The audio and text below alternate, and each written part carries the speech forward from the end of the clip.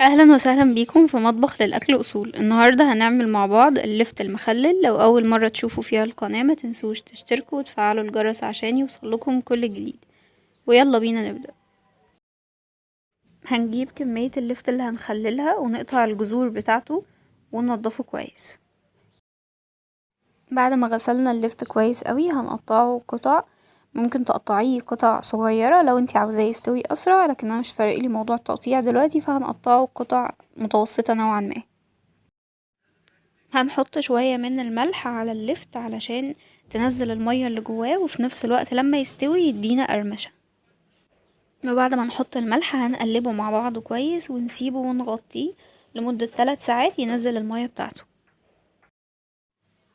بعد 3 ساعات هنروح نصفي المية اللي نزلت من اللفت لما سبناه مع الملح. بعد ما صفينا المية هنحط دلوقتي 3 قرون فلفل، وده شيء اختياري. وهنحط بنجر.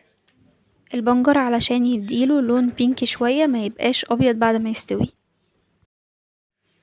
هنحط لكل لتر من المية 3 معالق من الملح ومعلقة من السكر. لو مستعجلة عليه وعايزاه يستوي اسرع ممكن تحطي معلقة خل. لو هتسيبيه هتستني عليه 3 ايام وبعديها هيستوي عادي. معلقة السكر دي علشان تدي لللفت قرمشة بعد ما يستوي. هنفضل نزود في المية والملح والسكر بالتركيز بتاعهم. لكل لتر مية 3 معالق ملح ومعلقة سكر لحد ما اللفت يتغطى وشه بالمحلول بتاعنا.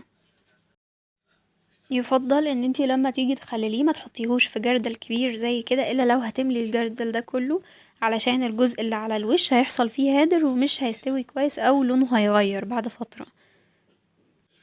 فاحنا حطينا في الجردل ده بس علشان التصوير وعشان الكمية تبان اللي هتتعمل، لكن بعد كده هننقلهم في جراكن صغيرة او في حاجات صغيرة تنفع ان انتي تغطي وشها بالمية واللفت ما يحصلوش حاجة. بعد ما المية غطت وشه خلاص هنسيبه ونقفل عليه ونفتح عليه بعد 3 ايام. وده هيكون الشكل النهائي لللفت بعد ما فتحنا عليه وقطعناه تقطيعات صغيرة. وبألف هنا وشفا. وبكده نكون وصلنا لنهاية الفيديو. لو عجبكم الفيديو ما تنسوش تعملوا لايك وتشتركوا في القناة عشان تشوفوا كل جديد، واستنونا في فيديوهات تانية، وباي باي.